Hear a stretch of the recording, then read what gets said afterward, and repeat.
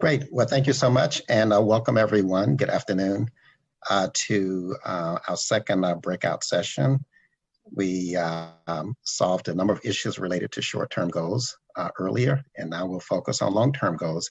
So the structure here will be similar, but a little bit different in that there are some specific goals that we'll ask you to consider. So we're going to divide this session into two 15-minute slots approximately as well.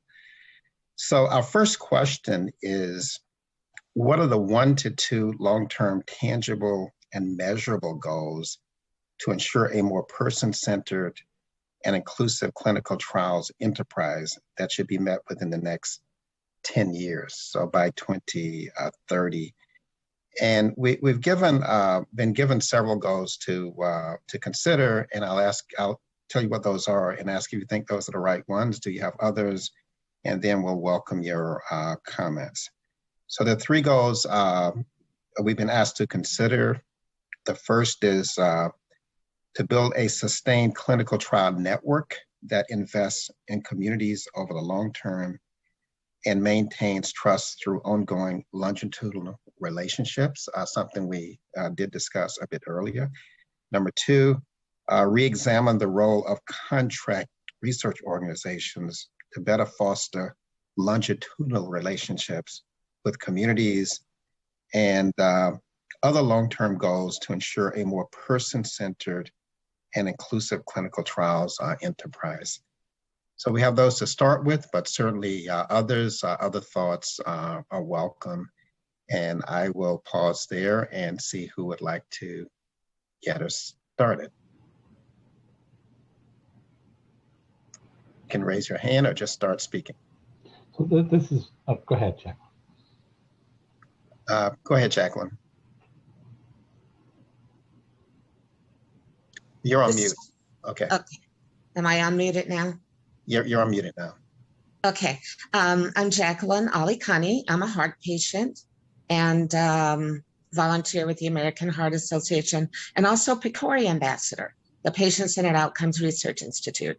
And I think that as a patient, what I would love to see is some type of across-the-board mandate for funders, so that, you know, I mean, we have this at PCORI.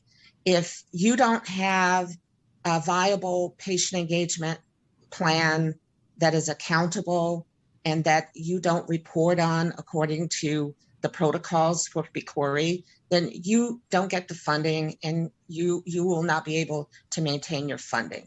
I think this is essential. If we can get something consistent across the board and get funders to implement this, I think it would be really helpful.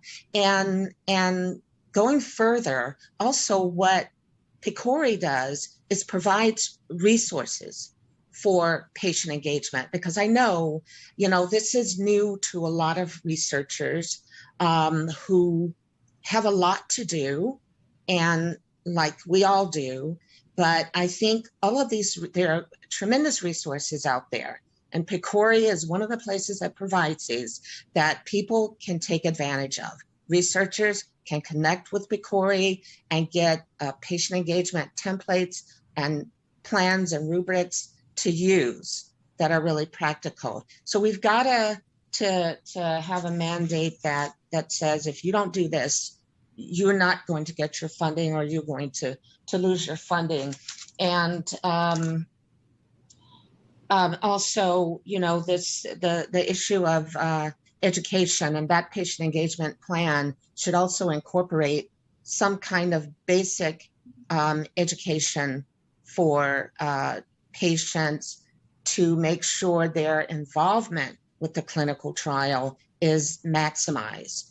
Because a lot of patients, a lot of, you know, healthcare consumers want to be involved, but don't feel comfortable, don't feel that they're qualified. And I'm not talking about trying to make professional patients or anything like that. Just help people understand how their input as a patient, how their feedback has to also meet a certain scientific standard so it can be,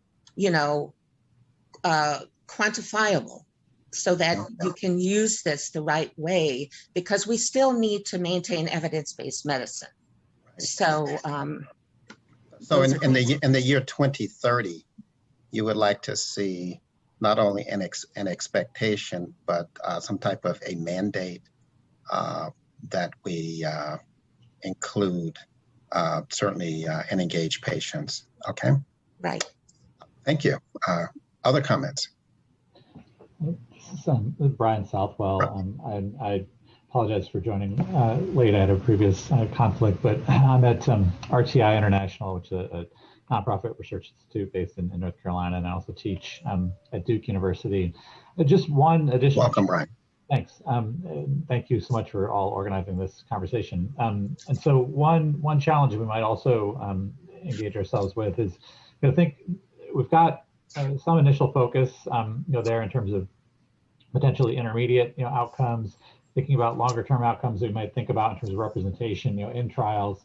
But we might also think about, how explicitly we're tracking and monitoring the representation of different communities at the point of planning for trials. And so to what extent do we have, leadership around the table, at the point of initiation, at the point of organization or planning, and that rather than having a plan to go out and engage, various communities at some later stage, or in terms of recruitment or making sure that people are included.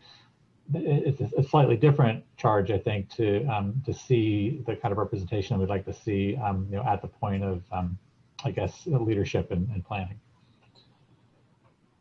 Okay, great. Others?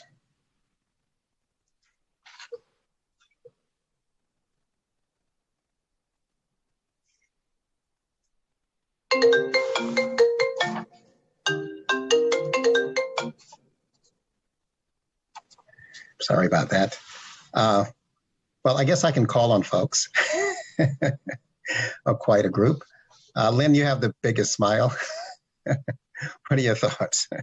I never thought of that as a bad thing. It is not a bad thing. And keep in mind, folks, that we're talking about what we'd like to see in 10 years. So in 10 years, you would like to see what? Okay, continue.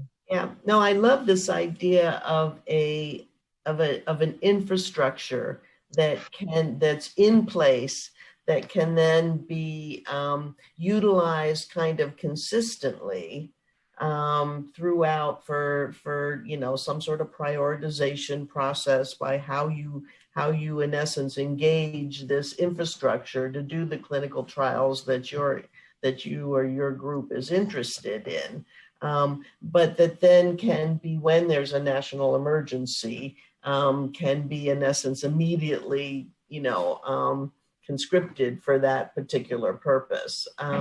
And that to me just seems like the right way to think, and 10 years is probably the right time frame to think about how to get that in place, how to set it up to be consistently used. That has to engage more than just the academic institutions. It has to get out into the community. But really working towards that kind of infrastructure seems to me that is that would be the way to go. Mm-hmm. So that would fit into developing such things as clinical trial networks that invest in the community. How do you think that might look, or how should that look? Anyway, yes, Mark. Yeah, I guess to look out 10 years, one could imagine setting up a clinical trial network in FQHCs where you meet people in their communities, have sustainable funding for community health workers who are part of that community, and train, not just the physician, but provider who's in the clinic on how to be a sort of a little R researcher who provides sort of content expertise, recruitment, and can help navigate these studies for patients. Mm-hmm. So that would be a place to do it. Okay, great. And then can I imagine a world without COVID in 10 years? Is that? Well, I think thinking about the lessons from COVID and what we'd like to see in the future, if there's another pandemic or other similar situation already in place that we don't have to build, I mean, what would that look like? So bringing in the FCHC, the Federal Qualified Community Health Centers, okay, is one great example of that. Others? Ashley, you look like you have a comment. Well, I was about to ask the question right when you did about, well, what does it look like? So I think community investment has to go beyond just the FQHCs, though. There's, that's investment in healthcare, but there's so much around building trust within a community that we can learn from. I was struck by Silas's comment in his session about, oh, I forgot to say where I'm from. I wasn't here this morning. I had a conflict. I'm from Novartis and the Novartis US Foundation. So I was struck by his comment that everyone thinks, oh, let's work with the churches and the barbershops and, those that have trusted relationships.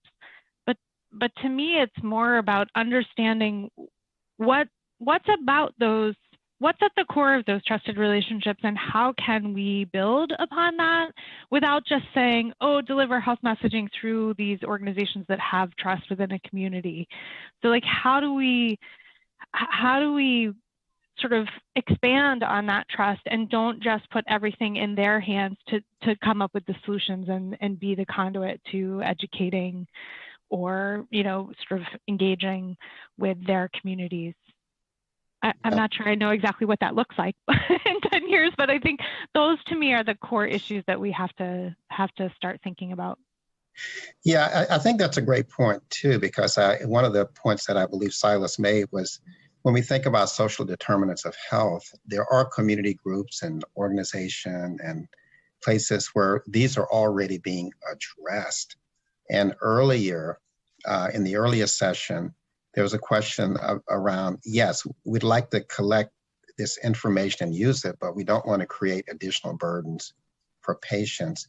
So how do you take advantage of what's already in the community that's already important to them? So building some type of structure, and how does that look like? So if any of you have the answers, I think you'll get the prize today. But yeah, really great point. Susan, I see your hand about to go up. Yes. Yeah. So a couple of things. I just want to. I heartily agree with Jacqueline's comments that we should be seeing requirements for patient care partner or healthcare consumer involvement at the point of planning of studies. But I would challenge that's a 10-year goal. 10 years is too long for that. We've been at this for 15 years already. Why can't we get there in 2 years or 5 years, but not 10? And I also agree, of course, with my bias, sort of starting up a nonprofit focused on patient education about clinical research, that education is crucial to being able to meet those requirements. And one example of that, I'm working with an organization of spinal cord injury consumers, care partners, and researchers. And they are running into issues where funders of early stage research in spinal cord injury are requiring the involvement of healthcare consumers to give funding. And there aren't enough consumers to go around who are willing and able, and particularly it's a confidence issue, to participate in that. And so we're working on an education program to address that for that community. So it's absolutely key. For a longer term vision, I'd like to see 10 years from now that we're either at the point or near to the point where clinical research becomes part of the standard of care. So I think that having a clinical trials network is incredibly important for that, and it needs to extend into the community, but I don't know that that's the goal in itself. I think that's a means toward ensuring that clinical research is a part of the care consideration across the system and not just in academic medical centers. Now, I don't know if we can get there in 10 years, but can we get to some intermediate step toward that goal in 10 years that we can then continue? Right. So 10 years is far out, but there are some things that it may take 10 years to do. So I'm mindful of the time in our second issue, so I'll just introduce that, but we can continue this discussion as well.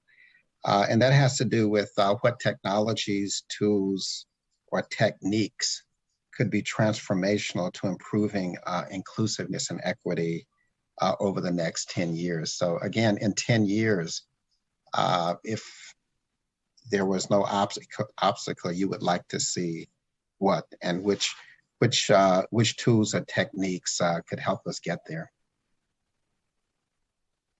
Yes, Jacqueline. I think that, you know, we have all of this incredible technology now, and just about everybody has a cell phone. I mean, even in African villages now, you find people with cell phones. And there's all these apps that are popping up. And as someone who has been a part of a standards development team for mobile apps, I would like to see more standardized mobile apps, because there's a lot of stuff floating around out there. And, you know, that's useful, I think, to get patients, you know, used to using apps. I mean, there's merit to a lot of them, but in order for us to harness all that data and use it for clinical trials, I think, you know, we can really wrap our arms around the world if we can get these apps to the point where where the data outcome is more compatible. We can do a lot with that. I mean, I'm a rare disease patient. I have a heart condition that's only been diagnosed in about 1 in 17 million people. So that would help, for instance, me, a patient like me, and I think a lot of other patients, because there are, you know, over 30 million people being affected by rare diseases, and so probably even more that we don't even know about. So we could take advantage of that technology better if we have more data compatibility, if we work more with the data scientists, computer scientists to improve the data and get standards across the board. So patients aren't duped into using things that aren't standardized and giving information in a way that is not going to be good for much. Yeah.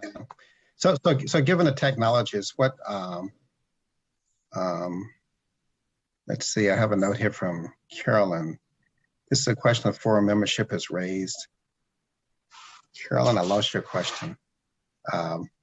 Maybe you can state it for us.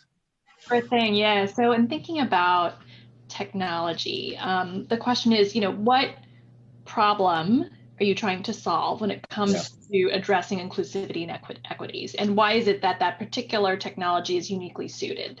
So thinking about the actual problem that the technology would be best suited to address rather than technology for its own sake.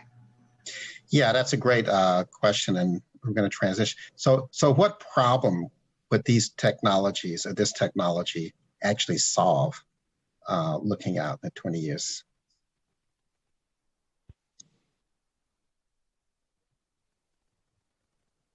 I think that you get more data for the trials.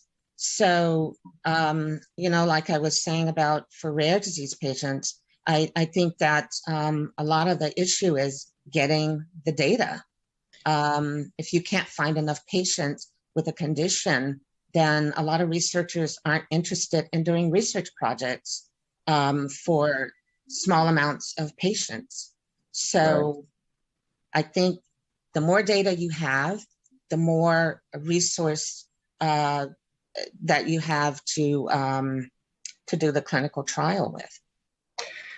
So awareness, potentially access, the amount of data that could be collected, and also perhaps improving the patient experience by these technologies. Others.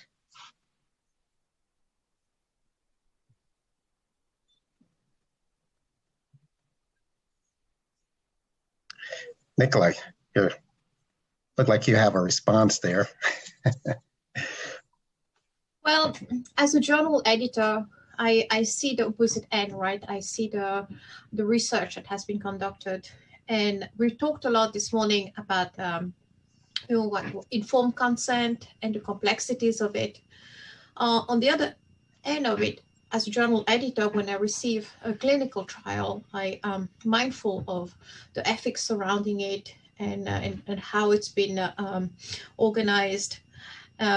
So to get back to the root of what problem with the technology trying to save, I think we need a sort of technology that's continuous. It's not just a one time. You have a database, and then you tap on the people when you need them. You need to cultivate that trust in an ongoing way. So recently, for example, we saw with the AstraZeneca COVID trial in the UK, the participants were not directly informed that there had been a change in the protocol, a mistake had been made, and these sort of non-disclosures can really hurt people's trust in the process, in participating in clinical trials. And that's something I would like the sort of continuously monitoring and being in touch would be something that I would advocate for. Yeah, I think that's a great example. So that if there was, we took advantage of technology to simplify and better improve the consent form, it could potentially be, virtual. It could be, so that may be something to look forward to in the next 10 years. So a better, simpler, easier, user-friendly consent form, and technology may be one of the answers to that. Okay, others. Ashley, I can see the thought coming out. I always think of technology as a way to address barriers, right? And one thing you hear so much about is access, limited access to clinical trials due to proximity to an academic center or other sort of geographic limitations. So I think technologies could certainly help expand the population that have access to trials in that way, whether it's in rural communities. But I think when you think about that, then you also have to think about what is the infrastructure to support that technology, because not everyone has great access to great broadband or whatever. And so you can't you have to think about the whole technology ecosystem if you're looking at a telehealth solution to think about barriers to access or addressing barriers to access. Yeah, and given the topic of patient-centered, patient-friendly, the technologies should be able to help improve that, as well as access to patients who are more remote from sites. Okay, great. Okay, Mark, I see you shake. Oh, I'm sorry. Whose hand was up? Was that Brian? Yeah, just a quick comment, and I think actually building on Jacqueline's comment earlier, it might be interesting to think about, what could be done, with relatively straightforward SMS technology, and what can be done with cell phones, without necessarily getting into all that's possible and bells and whistles in algorithms on a website.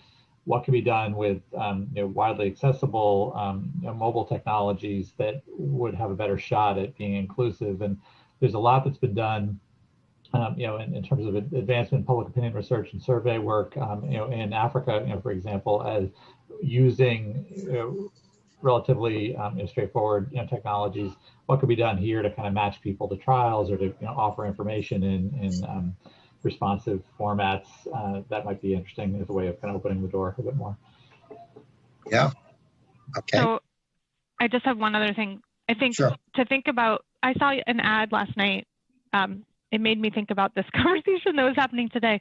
It was a Comcast ad about a bunch of community centers that they are creating in cities, and they're targeting students, and they're called Lift Up Centers, where they provide, they were fantastic looking, like fun places to be, where people can go for great access to great Wi-Fi so that they're talking about all of the things that they've been able to do, whether it's, apply to college or this or that. And I thought to myself, why can't we leverage those kinds of community-based solutions that are happening for other fields, whether it's education or youth development or whatever, to add a health component. So because they are already going there to use Wi-Fi, so why not have a small room that can be used for telehealth or whatever? So I think we have to think broadly about what kinds of solutions we want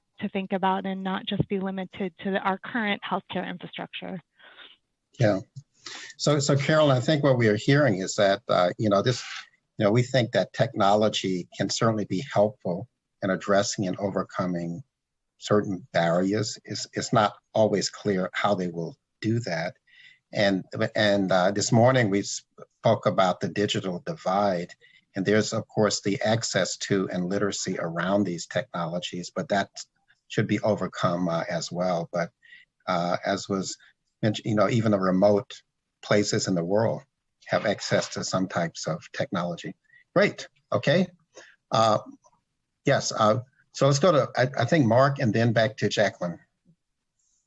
Well, I guess for me, when I think of technology, it does go back to the problem we're trying to solve. And for me, a problem that I have to continually work on is maintaining my relationships with the different communities. And so to what extent can we leverage sort of a video conferencing when culturally appropriate to maintain access of the community to the investigators? And I guess, for me, that would be terrific. And it was sort of funny when Ashley was describing these Comcast centers. I was like, isn't that a library? But, it's a good point that you can think of maybe venues where you can, bring health and clinical research into the mix. So technologies can enhance our ability to engage with patients and communities, although it doesn't eliminate potentially face-to-face, but we're certainly in a virtual space currently. Jacqueline, back to you. Yeah. As someone who used to work at a library, I love libraries, and I think we need to take better advantage of the opportunities that already exist in the community. These are some just underutilized resources where technology, when the technology started breaking out, the internet and all that, libraries played, were a central place where people could go to use a computer, to take classes, and they're right there in the community already. I mean, and with the, especially we have schools everywhere. And schools connect, have libraries also. So we need to partner better with existing resources in the community, and that can take more of the focus off this idea we need more and more and more money. Because sometimes you throw a lot of money out there and it's still not well used. And we keep having meetings and discussing it, and money is out there, but somehow still not working. And years have gone by, and we've been doing this for a long time.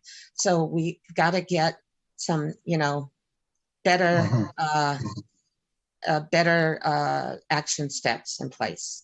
Right. Libraries are the great place to start. And also, I would like to see in the future more global participation, connecting people, connecting patients around the world to communicate with each other and share experiences and resources. And so other patients will be encouraged to be more involved in clinical trials and not think you're not qualified enough, you don't know enough, because, you know, everybody should have a chance to be a part and participate. So it sounds like technology can help overcome a number of the barriers that we deal with. What about trust? There was a lot of discussion about trust. There was this historical, path through some of the issues. Is that something technology can help address as well? Mistrust. I think you get more trust when you show how you can be trusted. I mean, people say, oh, you have to trust us. But I think when people know better, they do better. Again, back to education and training. The more people understand clinical trials, the more transparency we have with clinical trials, and the more we see patient as leaders with the clinical trials, patients who are PIs on the trials, then I think we will have more trust when people see people that look like them, that talk like them, that have similar experiences and same values. You will have more trust. I think this is really important with communities of color. Mm-hmm. So you need trusted community participants and voices involved in the research to help make it more trustworthy. Okay, great. Susan, then Brian. I think in answer to your question, Luther, to the extent that technology can be used to facilitate the dissemination of reliable, high quality information, and to the extent that technologies can be used as a tool to help strengthen and maintain community connections, they can be useful in engendering and building trust. So I think in support of providing high quality information, education, and community building, yes, but probably not in and of themselves. Okay, great. Brian? Yeah, I was just gonna, maybe a simple point, but to kind of marry together a couple of these ideas, because, and it's somewhat building on what we've said, but transparency made possible by technology is important. And I think about like the National Medical Association, in the fall noted that they were going to be tracking and monitoring, trials, data on vaccines. Similarly, and that work is difficult to do, and so having, dashboards, having efficient information presentation, ways that people can track, that's going to bolster the likelihood of knowing all the different moving parts, all the different pieces, being able to, in an efficient way, so you can move beyond sort of a pronouncement or say, believe me because I'm saying this, show everything in a way that actually allows people to look at data themselves, and so I think that's an important point, that what's possible now in terms of information presentation technology, I guess, is something we ought to think about here in terms of really making transparency more possible than it really functionally was 20 years ago. Mm-hmm. Great. Other comments? So Carolyn, are we getting there? Does that sound like it'll get us toward 2030? Although I am feeling a sense from the group that 2030 is too far out for any of these. It might take till 2030, but we feel that it should not take that long. Mm-hmm. Yes, I mean, 10 years is hard to predict. When the drug forum did this exercise 10 years ago, not all of the goals that were set were met. Mm-hmm. there's a lot of hurdles, as people have mentioned. I think as close as we can get to identifying interim goals, which has been part of the discussion today, I think will be helpful. I think also identifying key stakeholders, the people who need to take actions, specific actions to, achieve those goals is important. And also identifying metrics that are going to be informative when it comes to determining, are you making progress towards those goals? Have you achieved that goal? Are also going to be critical. Mm-hmm. Great.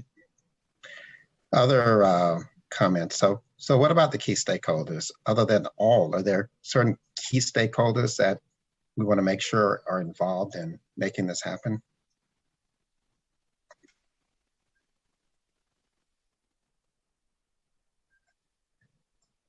So Susan, I thought your hand almost went up.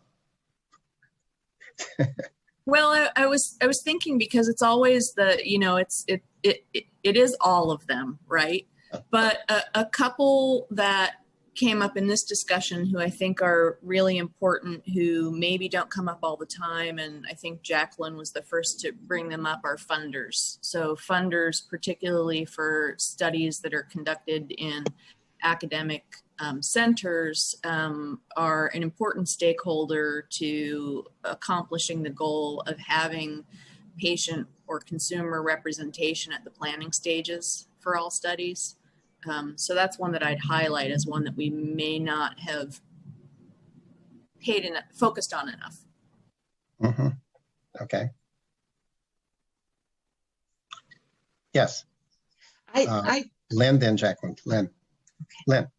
Yeah, I was just thinking that maybe what we really need to bring into the group that we don't always think about are the Apples and the Googles and some of those the technologies we become accustomed to using, and to get them much more engaged. I know that there are efforts going on, but I think maybe more as this broader community, it's a stakeholder that hadn't always been on, wasn't necessarily on my radar as part of this.